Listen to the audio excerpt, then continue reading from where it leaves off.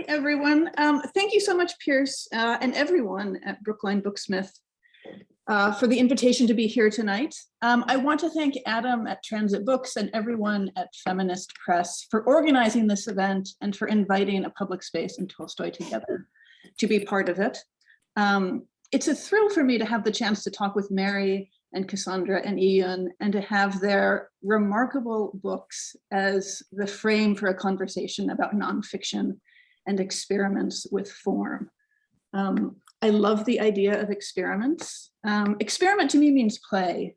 And I think so much of culture feels headed towards, or can feel headed towards the prepackaged and the sort of a certain homogeneity. And so I love thinking about ways we can stretch in directions away from that. For me, I love thinking about editing the magazine as a kind of experiment, that each issue is a new experiment. And I thought as a way to begin, I might ask each of you to describe how you think about your books as an experiment. And then if I could also ask you each to read just a brief passage from the book so that we have the sound of your writing kind of as the soundtrack for our conversation tonight.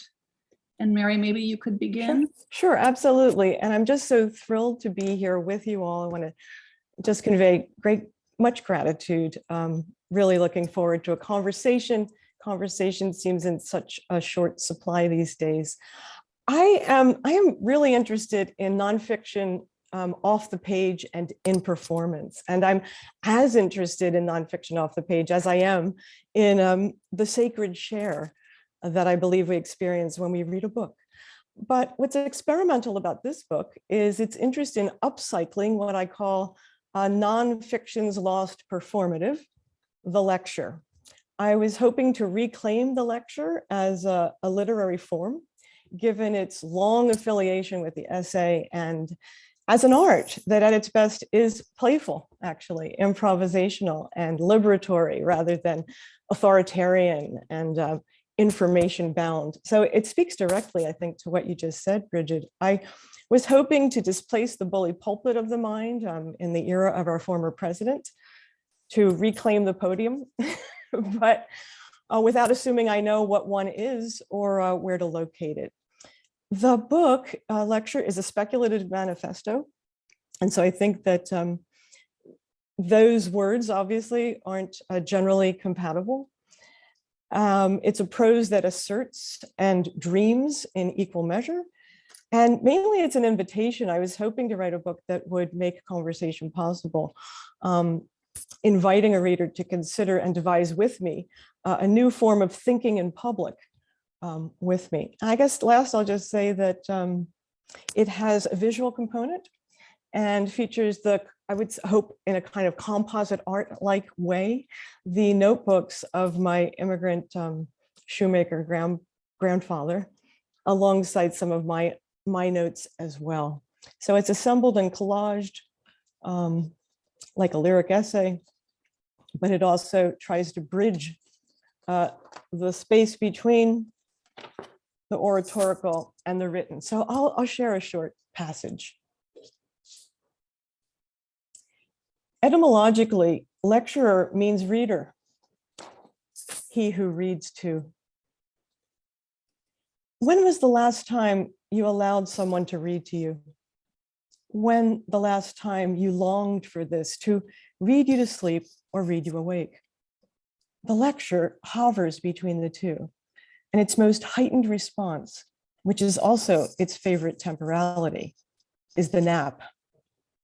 The lecture's most defamiliarizing power might be its invitation to us to sleep in some place other than our beds.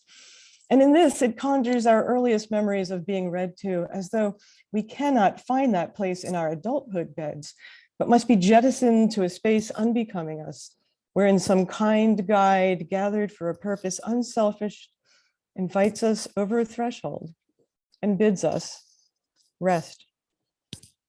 We begin in darkness and return to darkness. And in between are granted a modicum of light. And thus the lecture shines a light into the light, or better, allows for a spell, the growth agent that only wakens in the dark. Darkness stimulates. No fog, no lecture.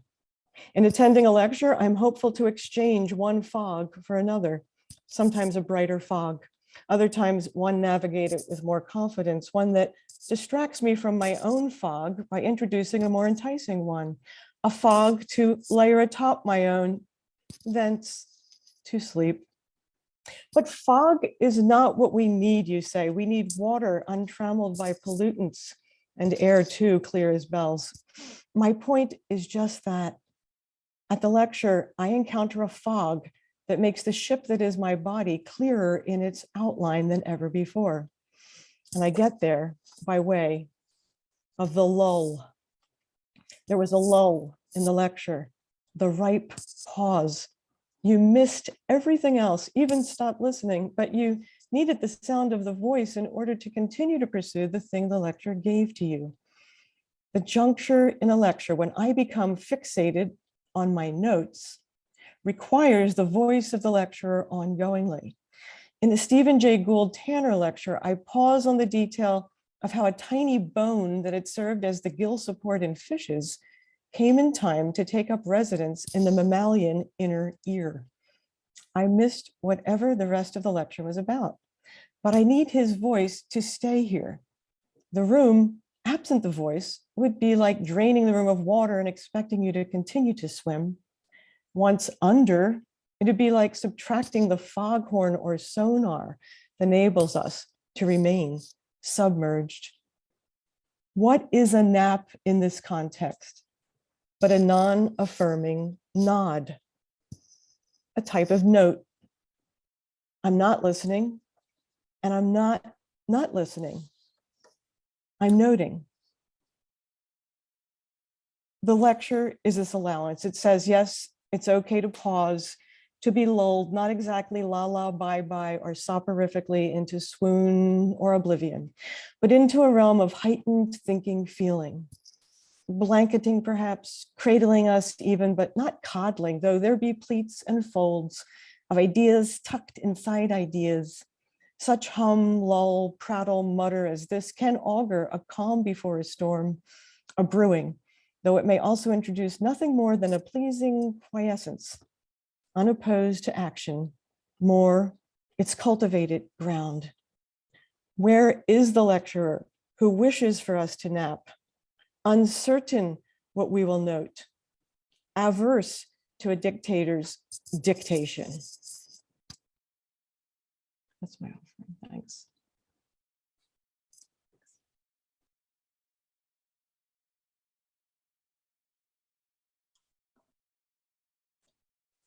Beautiful reading, Mary. Brigid, I'm assuming I'm just rolling in here. Beautiful reading from a beautiful book. I would have to say my association with this speculative creative nonfiction experimentation started first in journalism. I was a journalist, a newspaper reporter. Then I started writing first person columns. Of course, I was writing about the community, everybody else, all these strangers. And at some point, especially once I left my home state, Louisiana, and moved 2,000 miles away to the West where I had no blood family, I started being just obsessed with wanting to know, what the roots of my family was. We really couldn't trace the family back. This was in 2001, but I became obsessed with the story of my great grandfather, my mother's father's father, who had been lynched in 1904. And I knew the love of his life, my great grandmother, Mary. And when I first came out here in Los Angeles, I enrolled in an MFA program at Antioch, and I was trying to figure out what my, thesis was going to be. And that story kept calling me. I would call, so many of my elders were gone by then, had died by then, my grandparents, some of my older uncles, but I was just asking my mom. My mom was such a huge source for me with this book, asking her what she remembered, talking to Michael Cricket about what he remembered. And so there were just these little broken off bones of the story. I would get, I think the fragmentation as a result of so much frustration, lack of time, lack of enough resources, lack of the ability, to travel, to go to the land in which he had been lynched, which was a little place in Mississippi.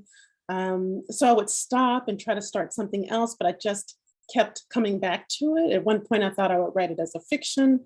But then I couldn't quite do that because this was, my flesh and my blood. And I remember Grandma Mary, great Grandma Mary, very well. She lived with us until I was 11. She died in her 90s. I remembered touching her skin. I remembered, eating her tea cakes. And so because I knew her, because I had touched her skin, I felt that, I knew Bert to some degree as well.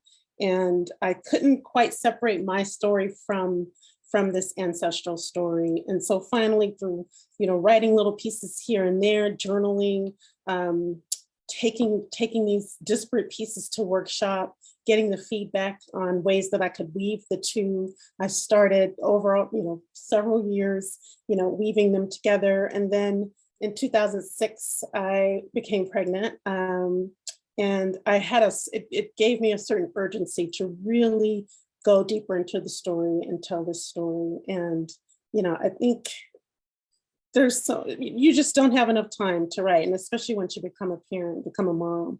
And so I would sneak little pieces here and there. And so much of my experimentation is a result of my lifestyle. So let me read a little excerpt.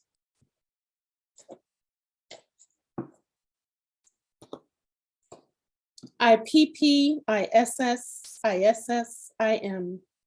We would sing, spell the state backward as children. Backward, Mississippi. I didn't know yet that Mississippi was one of my motherlands.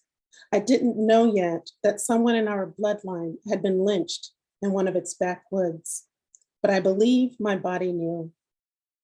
Even more than early sensations and explorations, my pregnancy boomeranged me back to my family and our past.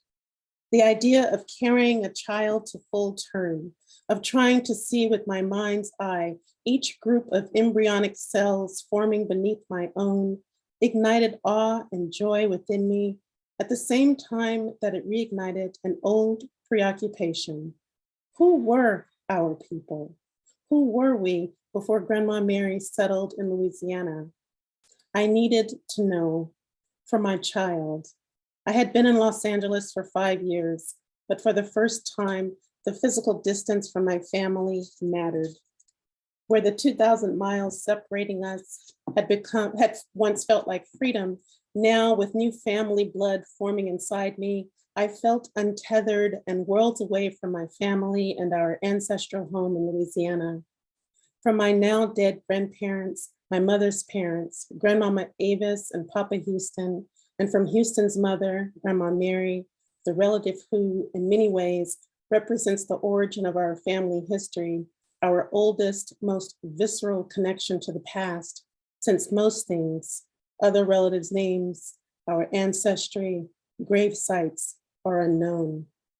My scant genealogical knowledge stretched back only 3 generations past my own parents and grandparents, landing squarely in the grotesque history of my great-grandparents, Mary Magdalene McGee, and her one true love, Bert Bridges, the father of her only child, Houston, who birthed a mini nation. Bert and Mary's story is a tale of young love, gestation, and lynching. While Mary was likely still pregnant with Houston, Bert had been lynched in Mississippi in 1904. Many in our family did not know about this legacy.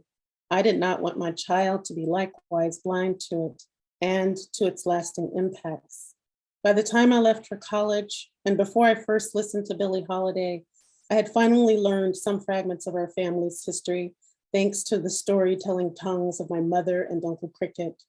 They told me what they knew. Through them, I collected the little broken off bones of our American lynching story. And day after day while I was pregnant, I entered my writing room, the bonus space that would later house the baby's bed in addition to my desk, to conjure up some semblance of that story, the story of Bert Bridges. Bert Bridges. The name Bert derives from an Old English word that meant bright and a German one translating to that which is due or proper. It was a nickname for someone who had fulfilled his obligations properly. Bert Bridges, the man whose lineage they tried to destroy. I said his name and wrote it into existence. As far as I knew, there was no gravestone carved with his name, no material proof. There were no birth or death certificates. There was no record of his and Mary's love, no photograph, no yellowed note.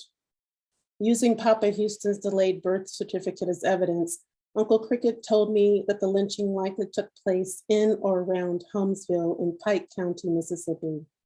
Looking at a map of the South, you can see how the top line of Louisiana's boot holds up the bowels of southern Mississippi from Wilkinson to parts of Marion County. Pike County is right in the middle of that. Born sometime in the 1800s, Bert and Mary had come of age shortly after the fall of the Reconstruction era, when white people were viciously looking to squash the spirit and very humanity of any Black person who might have been inspired by that brief period of progress. They swung rope after lynching rope. They burned Black Wall Streets.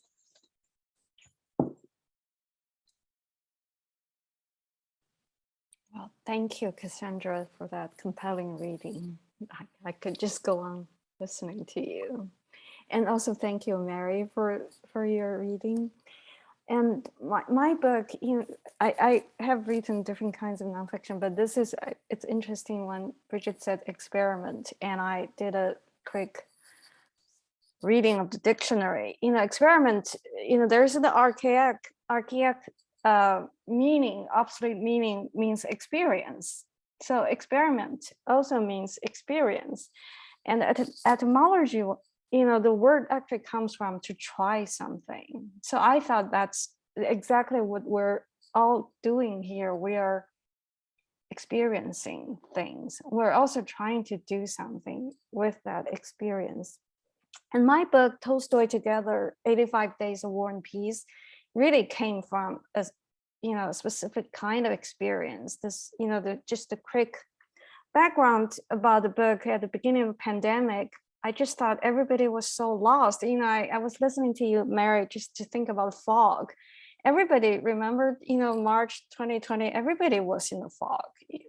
We did not know where we were going. And so I thought it would be good to read War and Peace together with strangers. I read War and Peace all the time. So I thought I proposed to Brigid, we would just lead a War and Peace, slow reading War and Peace, 10 to 12 pages a day, which doesn't take a lot of time, but would ask people to just for half an hour of their time a day to be distracted from the pandemic and from the drama of these unresolved dramas of the world. So we did that, and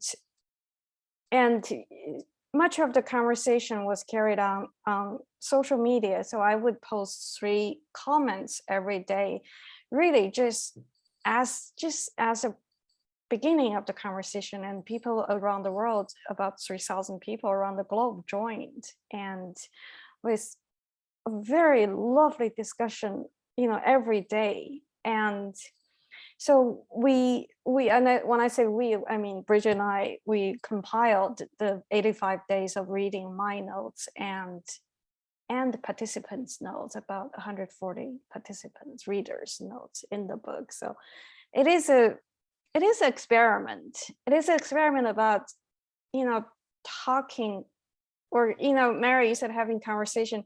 It is an experiment of having conversation with readers when everybody was in isolation, and yet we were reading together. So that's the book.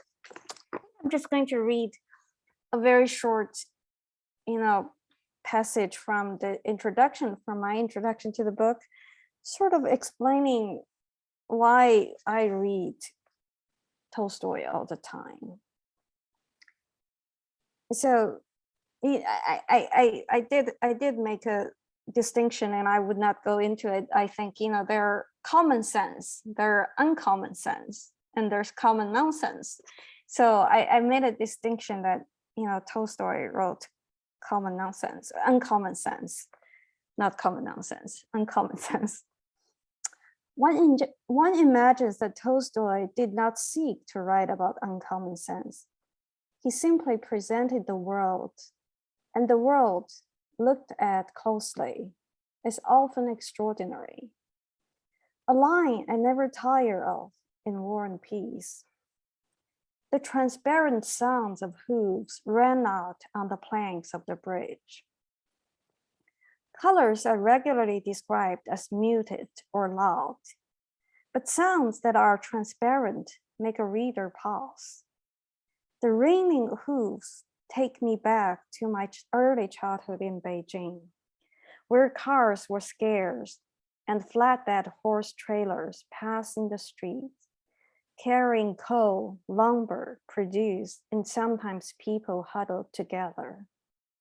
40 years later, I can still hear those horses walking down the narrow path outside our apartment on winter mornings as I lay awake, the sky dark, but for a thin patch of paleness in the east, a pre-dawn color called yudu bai, fish belly white in Mandarin.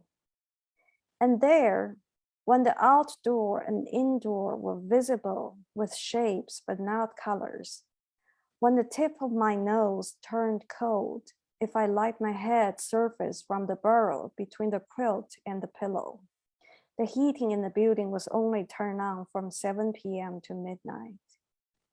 When, contrary to reality, yet common to children's perception, the world was still new and I was old enough for everything. There went the tapping of the hooves, plippity-clop, a sound like no other, metallic, clear, yet without any harsh or sharp edge. Transparent, yes, and tangible. One who sees so much, this is a Stefan Zweig's quote, one who sees so much and so well does not need to invent. One who observes imaginatively does not need creative imagination. Stefan Zweig said of Tolstoy.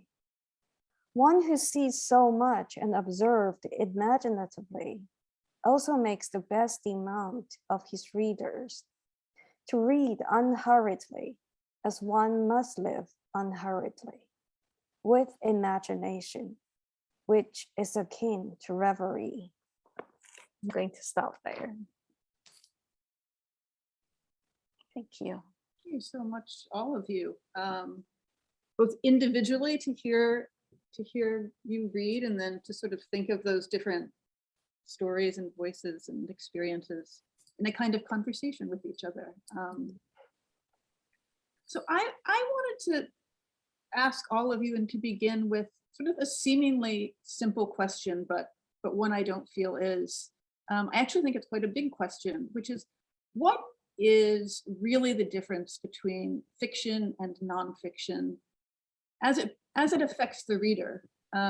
What is the reader's perception of the writer when we're reading nonfiction versus when we're reading fiction? And I wonder, Cassandra, if you might start, because you were talking about when you knew you wanted to write about your great-grandfather, and you were trying to find the form in which to do that, and how you found your way in the direction that this book took. Yeah, absolutely. That's a great question. I don't think the general reader cares so much about genre the way we do in the writing community.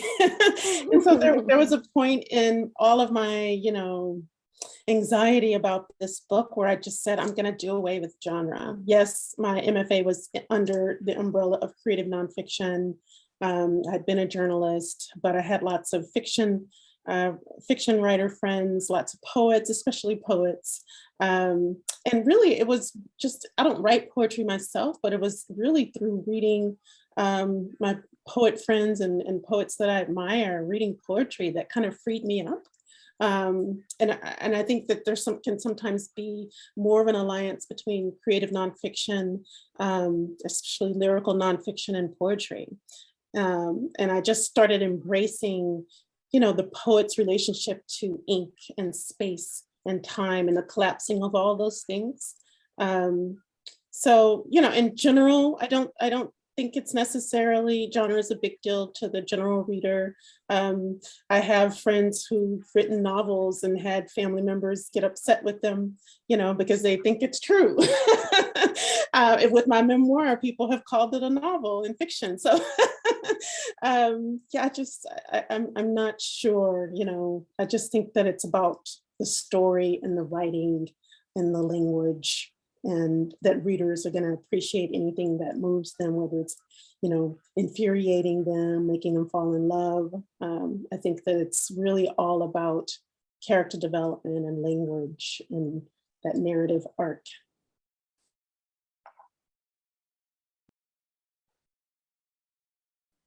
Mary? Oh, sure. Yeah. I'm happy to say something on this. I was thinking about Cassandra's book and the move. It's gorgeous intersection of memoir and fiction, and considering how you are wholly present to the lives of your ancestors in your reimaginings. And I think that for me is where nonfiction and fiction meet in your book.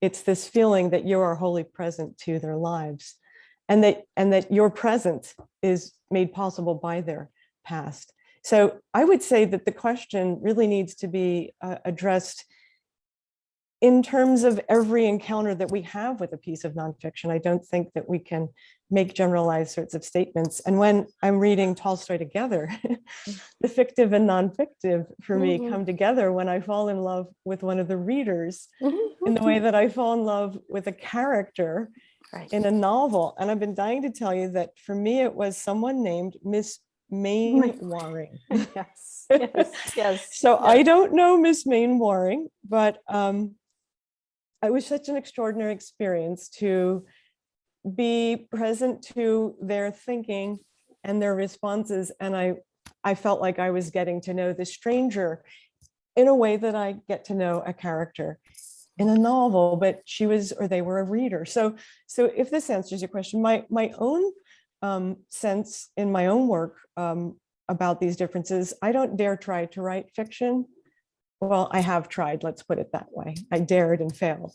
So I really don't think of myself as a fiction writer. But I do think that, I think when we think nonfiction in reductive ways, we erase imagination from what it is that we're doing. And those conversations are kind of deadly and endless. But at the same time, I think it really is important to think about the ways in which different genres have different effects. And so absolutely, I think that nonfiction has what I call a different truth effect. Doesn't mean it's more truthful, but it has a different truth effect.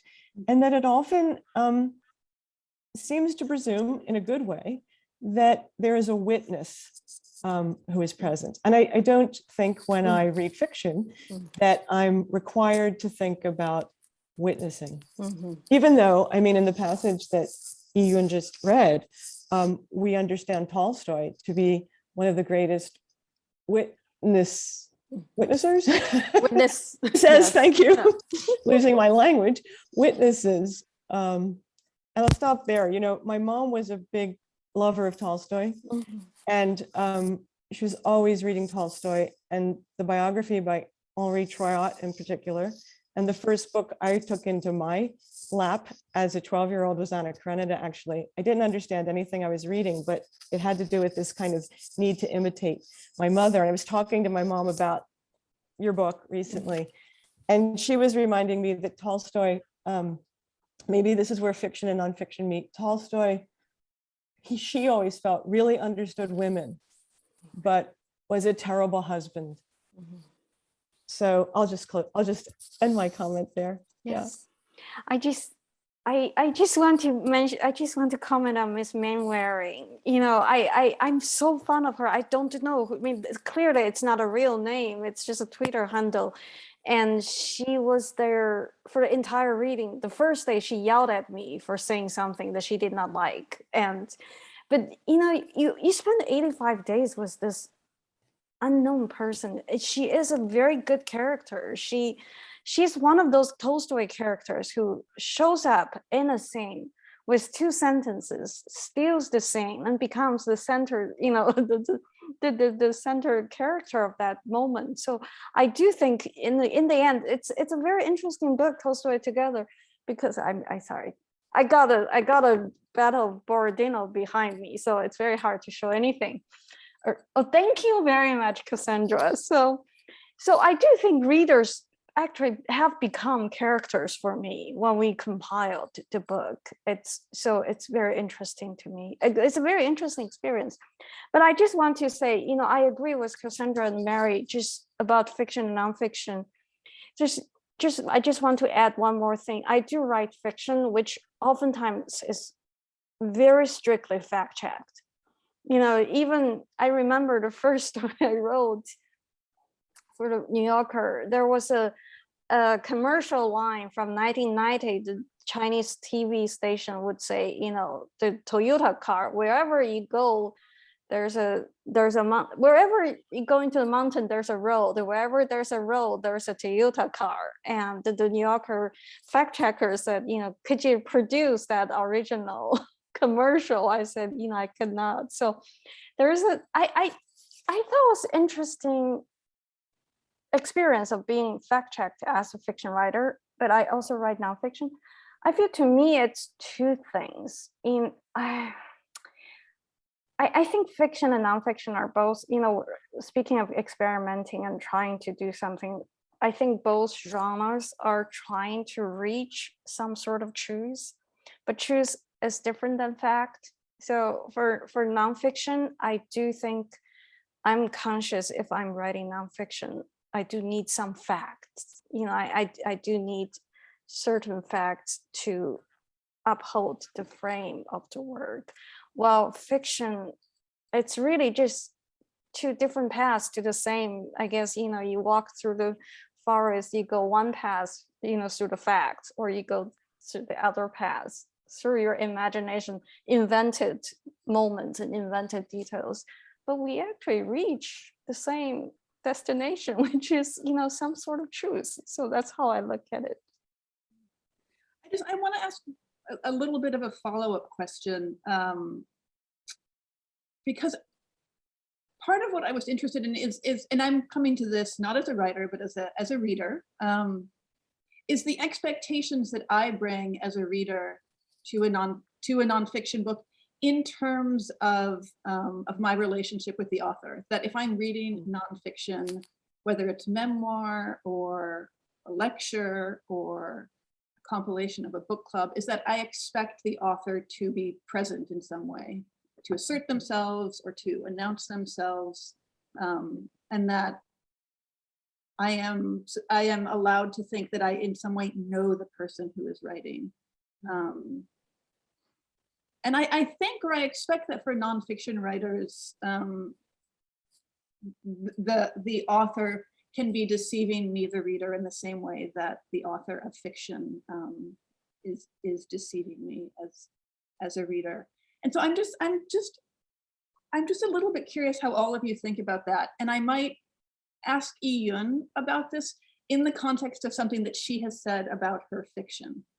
In an essay from Dear Friend, you talk about one of the attractions to you to fiction is the indifference of the characters, that they have no interest in you say they have no interest in interfering in my life, nor the curiosity to ask me questions. Well, yes, that's when we read. In nonfiction, if the character is I'm making myself the reader of nonfiction a character, I guess. Well, I guess you're right. Well, I think there is a little bit of difference between reading fiction and reading nonfiction. I've been thinking about Mary's, reading and Cassandra's reading.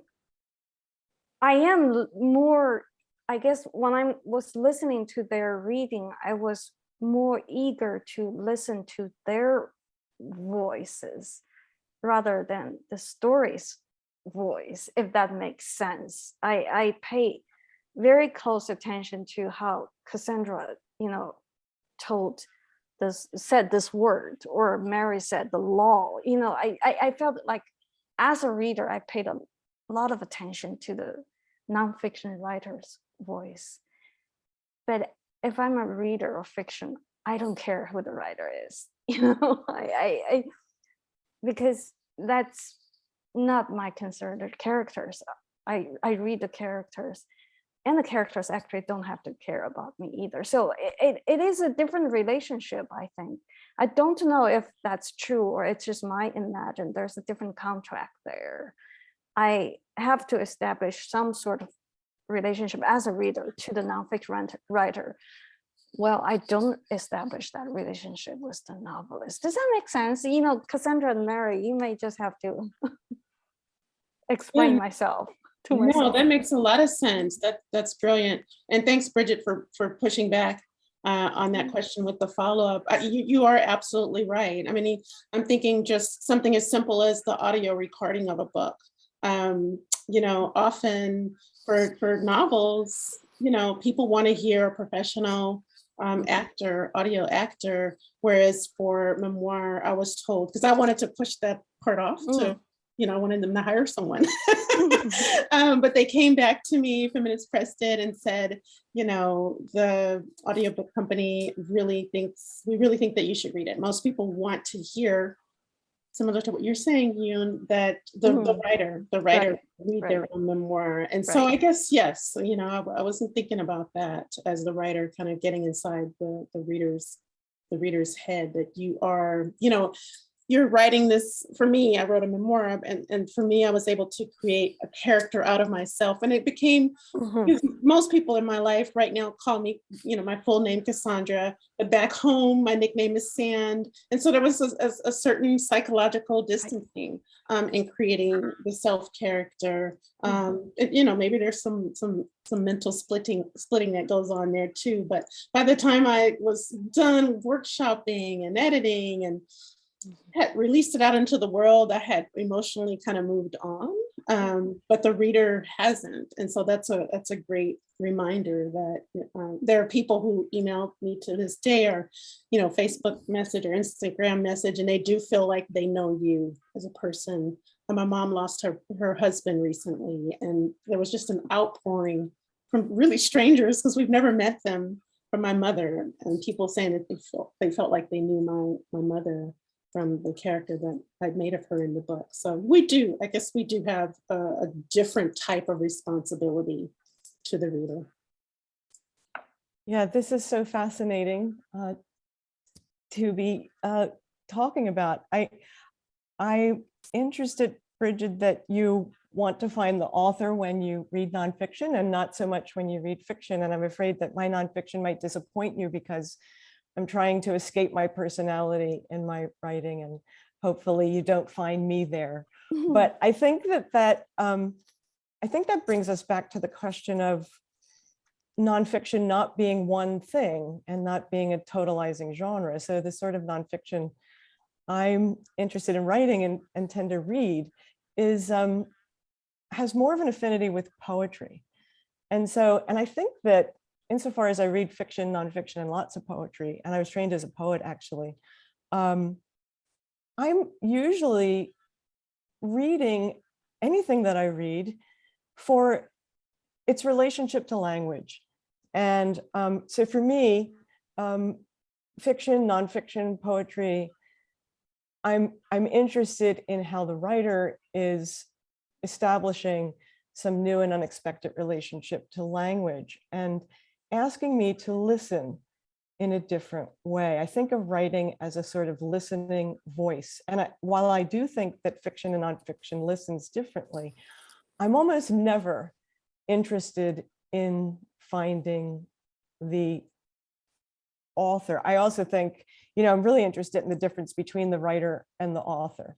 So we have websites or whatever, we need to do to our bios and ways in which the sense of ourselves as author, as this fiction, the fiction of author is created. But then really when it comes down to us we're writers doing humble ethical work in, workshops, studios. And nobody really gets to meet or know that figure or person, I think. I'm not sure anyone would be interested in that person. But I think that what I write is an effect of what that person tries to make. And in the tradition of ancestors who are artisans, and but as someone who is an intellectual who's trying also to have a sensate relationship to the page. So that's my sense of it. I just want to say to everyone in the audience that we are open to questions, and I want to make sure that we do have some time for anyone in the audience who has a question.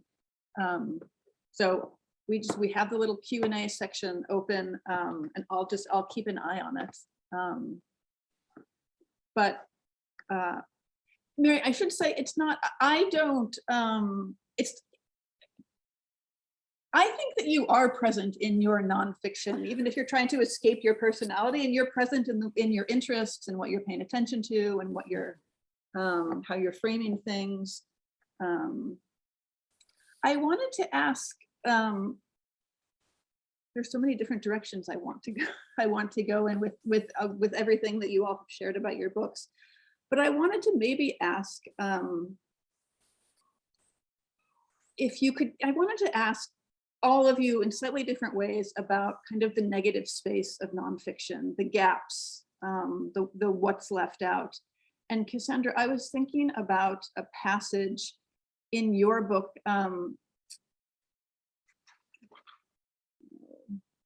early on, when you talk about that you used to build a performative silence into your opening remarks. Do you know this passage? Let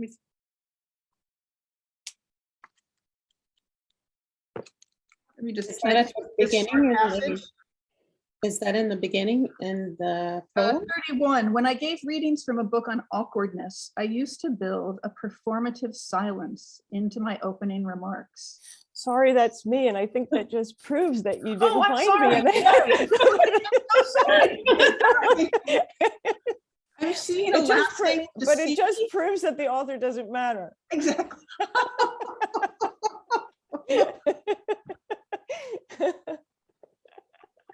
Well said. Mary, yes, I was so struck with this performance of silence. Yeah. And just thinking about in the context of a lecture. And I wanted you to just talk a little bit about that. Sure. Yes, I used to do this. I wrote a book on awkwardness, and actually we were talking in the green room before we all came together here about our relationships, our individual relationships to Russia, and that I had spent time living in Moscow at the time of 9/11. And the book that emerged from that experience is a book called Awkward, a Detour. When I came back to the United States, I felt very dissociated. I was away for a year, actually, pursuing a project in Italy, documenting the lives of new immigrants to Italy for half the year, and the other half year teaching at the Gorky Literary Institute in Moscow. And when I came back to the United States, I was just experiencing a severe kind of dissociation, and I wanted to find a way to kind of find a thread on which I could assemble the beads of my experience in both Italy and Russia. And I was reading some of my immigrant grandfather's journals, and I found a note on which he had been teaching himself new words from the dictionary on a particular day, which he was always doing. And the three words were awkward, awe, and a while. And it was just this gift that he gave to me. So I thought, that's it, awkwardness, awkward. I need to write a book that follows awkwardness like a language. And so when I gave readings from this book, I really did enjoy, though it was uncomfortable, of course, because the book is about learning to dwell in discomfort. And it had to do in part with, our nation state's reactiveness to 9/11, rather than our allowing ourselves to pause and contemplate what had occurred. And so I would sometimes build these silences into the performance. And it would make the audience very unnerved and think I was losing my mind temporarily. You know? And then, you know, it would really give us a way to talk about what is it about the necessity to fill the space all of the time? And what would it mean to allow for absence and the place in which something might emerge that wouldn't otherwise emerge, because it's not any kind of silence, it's an anticipatory silence, where something is supposed to happen, but it's not happening. And so absolutely, I mean, this is very important to me and very something that I'm very interested in thinking about. I love that phrase, learning to dwell in discomfort. Cassandra, I wonder if you can talk a little bit about your book in that context and the gaps that existed for you in writing this book and in rescuing a family history. Both, you said in your reading, you said they told me what they knew, your mother and grandmother, and sort of what was outside what they told you, and how you thought about that and pulling that together in the book. Yes, absolutely. I was so frustrated for so many years, off and on, until I just, like I said, leaned into poetry and what poets do with storytelling and with language. And then I started thinking, not focusing so much on, you know, what the gaps were. Well, I realized the gaps are the story, right? Like in so many ways. And Feminist Press, my editors there helped me tease that out too. And even in the back copy that they wrote, that in this country, not for not all Black Americans, but many Black Americans, those gaps are the story because of that that legacy of slavery and Jim Crow.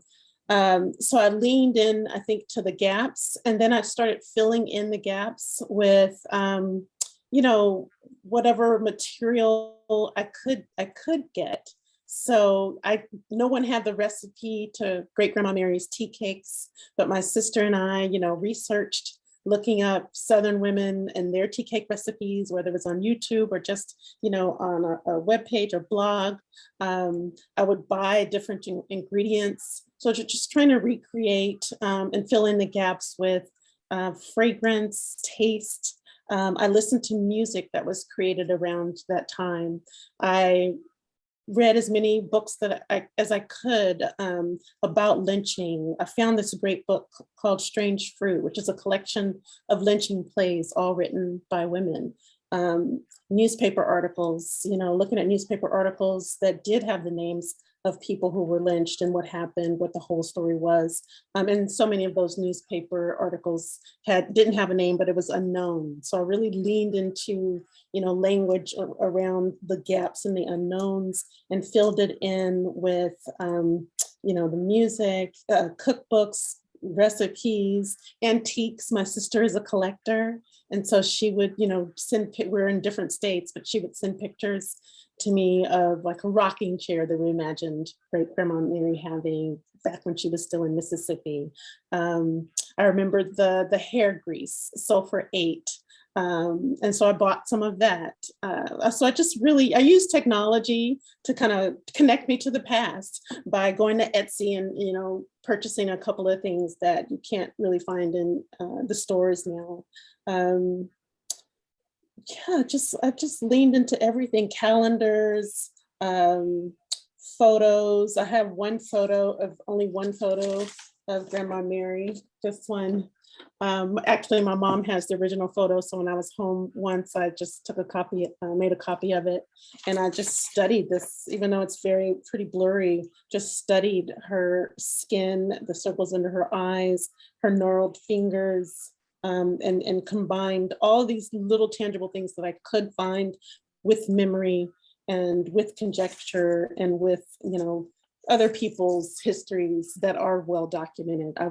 I would go to cemeteries and find people who died in the same year that Bert was lynched. And, you know, there was something about their solid histories and records that helped me fill in the gap somewhat of my family's story.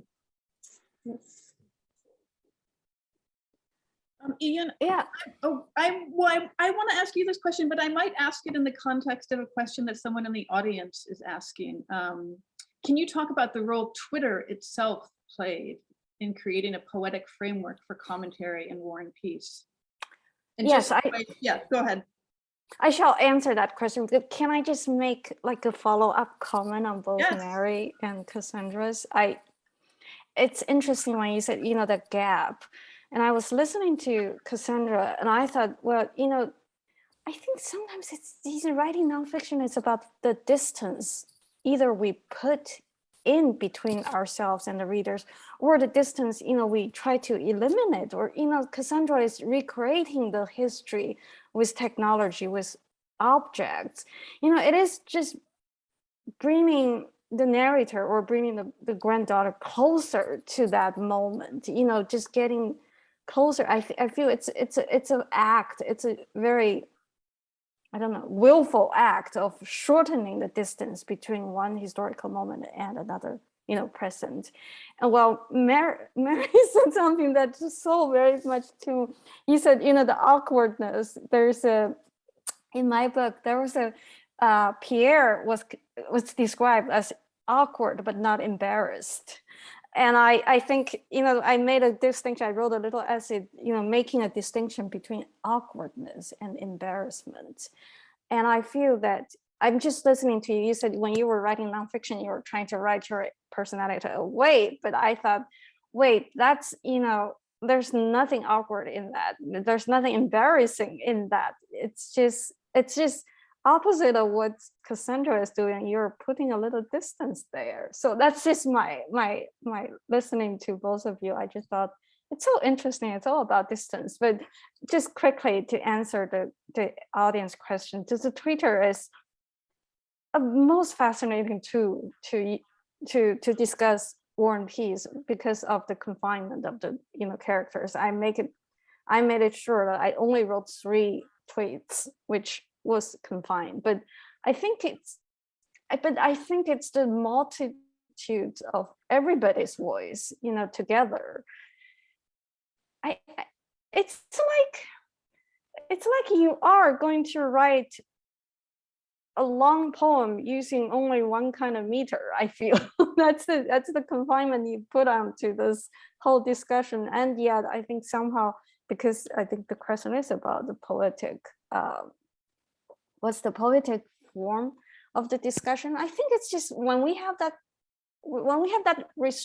constraint, it's still we're making some sort of work, maybe making the discussion works. I don't know. It's just it's a lovely experience, and it's also unique to Twitter and to this slow reading. Every day, everybody makes comments. It's different than a book club coming, reading the book and coming to the club, discussing the book at the end of the reading. So there's an ongoingness, just in the moment, in time, rather than accomplishing something. We're just experiencing. Going back to the experiment is experience. So we're only experiencing things. Sorry, I'm so chatty.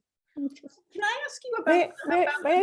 May I just say something to follow up, because I'm just really so intrigued and grateful for this exchange. I'm thinking about indeed strategies of intimacy and distance. And I guess that's what talking about the gap enables us to think about. And I had considered writing a book on aloofness as a principle. So I just wanted to mention that. And one of my favorite poets, Emily Dickinson, I think of as a master of reticence. None of these things are things I'm good at. So as a person. So I think that aloofness and reticence. So I think perhaps in my writing, I'm hopeful to achieve those things. And I didn't want to speed past the emphasis I found in your book on slowness. And I thought that all of our books actually dealt in some way with the need to slow down and to proceed unhurriedly. Mhm. And I really think that Cassandra's book asks us to move in these very meditative and carefully tempoed ways between the fictive, the present, and the past. And it's a slowing down. Mhm. And obviously, this project enabled everybody to slow down. And in my own book, I talk about, the lecture as an art doesn't really want us to know things right away, and that we can't know right away. And I quote Roland Barthes, who says that people who understand things quickly really scare him, and worry him. So I didn't want to be sure that I got to sort of say something about speed. Yes. We have a couple of questions from the audience. We see, does writing about traumatic experiences or family histories help with the healing? And how do you care for yourself when writing and deciding to share very difficult personal topics? Also, how do you find the courage to share something so tender, knowing people will comment on it, for good or ill? I think that's for me. In terms of self-care, I love all the good things. So even though the book deals with some heavy, subject matter, I have a lot of play and fun in my real life. I love to laugh a lot. I love to go out with friends. I love great dinners, wine. I love being a tourist in my own city, traveling. So those things, and then being a mom, just the day-to-day grind of full-time work, because I've always worked full-time and demanding jobs, of being a mom, a wife, daughter, all of those things balance, the time that you're deep in the well of that kind of work. Also therapy, I'm a huge proponent of therapy. And so working with the therapist was also a form of self-care. In terms of building the courage, I think that's something for me that just happened over time. I first started writing short little first person columns, and some of them were about the family when I was in my 20s at the newspaper. And I had an audience there because people back then would write, this was in the 90s, would write letters and call. And so I had some early experience with that, writer-reader relationship, and having a responsibility for me, I wanted to write everyone back or talk to them on the phone.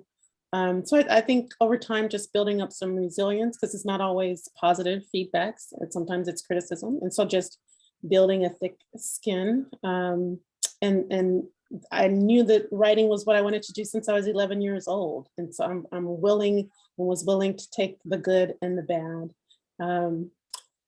So, and with the book, it's been positive, but there has been, there's 3 lines in the book that supremely set off a few family members. And I thought that I had really pared that part down. There are no names, but it is referring to the fact that there was a pattern of incest in the family.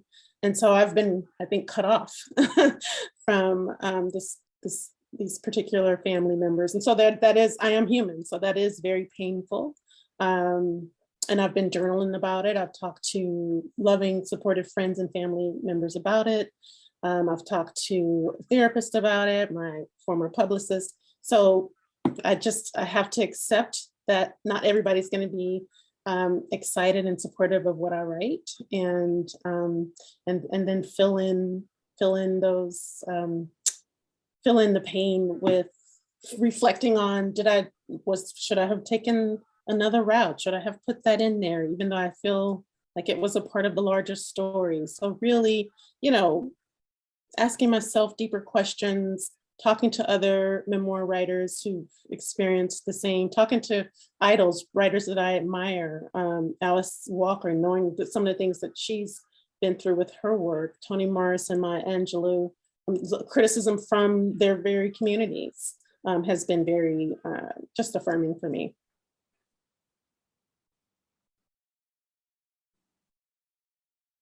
Or Mary? Sure. just- Go ahead, Yiyun. Go ahead. No, I just want to add one more thing, because one time I was working on this nonfiction piece, which was, about a very difficult subject, was about deaths of two very close, family members. And I was working with my New Yorker editor, who's really good. And then we were just going line by line, and all of a sudden she apologized. She said, sometimes editing is like putting the work under anesthesia, so we can do the we're not addressing the whole body, we're just addressing this, we're just making a little cut here and there. And I like that, because going back to the distance, I feel like writing itself is putting some distance there, and putting all these experience, emotions, everything under anesthesia, so you can work on it. So just to add on that. Mary. Well, I really don't know any book in existence that does what your book, Where Reasons End, does, and an imagined conversation that is so spare and so intimate and profound. And I think this book is the greatest lesson in how to write from trauma that I know. So I thank you for that. I think I share with Cassandra the matter of generational trauma, and trying to write from that. In particular, my first book deals with that, and having realized one day I woke up sobbing, as I was working on this book, and I suddenly realized that it wasn't my pain that I was trying to address or write from. It was the pain of my mother's father that was passed down through her and to me. And it was just an extraordinary experience to realize that this was not mine, and yet it was mine. And that the writing somehow is trying to countenance this relationship between my memory and their memory, and where does my memory begin and theirs end, and vice versa. And so I think that what I was doing in a book like that was trying to reconfigure the relationship between past and present. And I think, in answer to the person who asked this question, offered this question to us, I think that a lot of nonfiction at its best tries to do that. We can't do that as well in real life, and it's that reconfiguration to transform the relationship between past and present. I was very moved, Cassandra, in your book, in your confronting the present and saying, this is not where it begins. This is not where it begins or ends. There's a history here. And I was working with similar kinds of questions, I think, in Night Bloom, my first book. I just wanted to add that awkwardness treats trauma in a very different way, because in awkwardness, I sort of conclude that to be human is to be inherently traumatized, by which I mean, it kind of calls into question what we mean by individual sorts of trauma. If we realize that birth in itself, and I don't mean the birthing, what the mother experiences, though that could certainly be traumatic. I just mean the way in which we come into the world and are expected to know how to live, but couldn't possibly know that gap that is the nature of our humanity seems to me an implicitly traumatic one. And that's a different kind of question, I think, and it requires a different kind of writing in response. Thank you all. Maybe as one final question, we'll circle back to the beginning and this idea of the experiment. Mary, you were talking about the idea of nonfiction's role as reconfiguring the relationship between the past and the present. But one of the audience members has a question about the acceptance that you have found for your experiments in nonfiction. Has there been a resistance or any defensiveness that you have had to overcome in others or in yourself?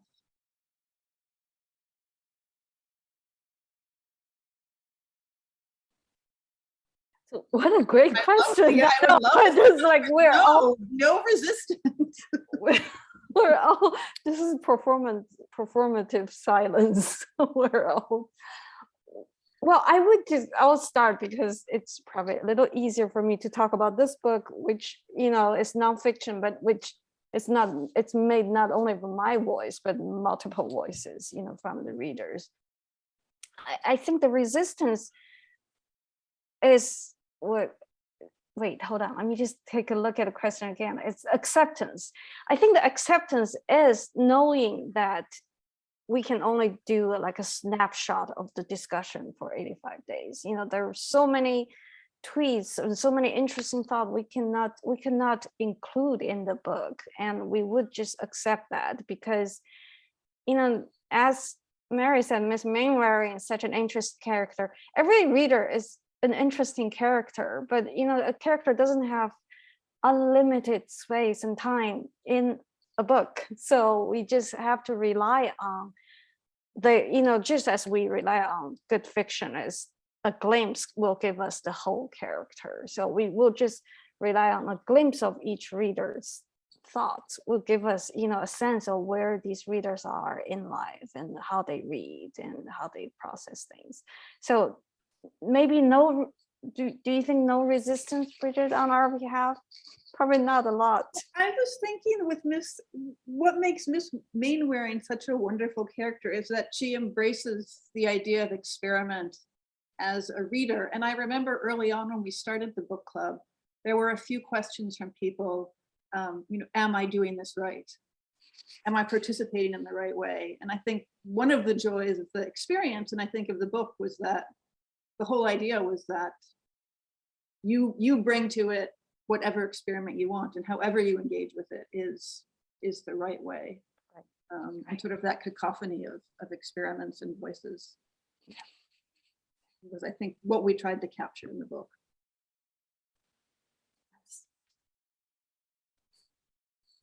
Yeah. I've enjoyed, oh, you want to go, Mary? Okay.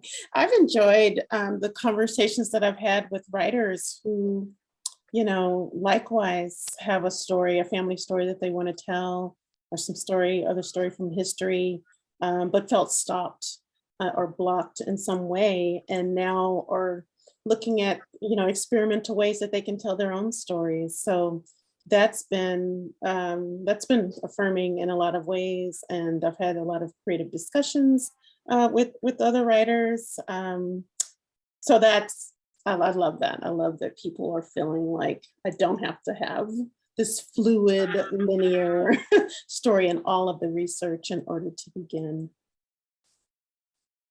I think I would come back to Brigid, the place where you asked us to begin. And I think actually it was Yiyun who was bringing us to the definition of experiment as trial.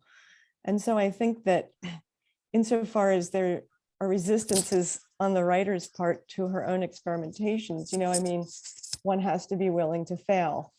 And I think to give up the prospect of mastery. And that's always a battle, I think.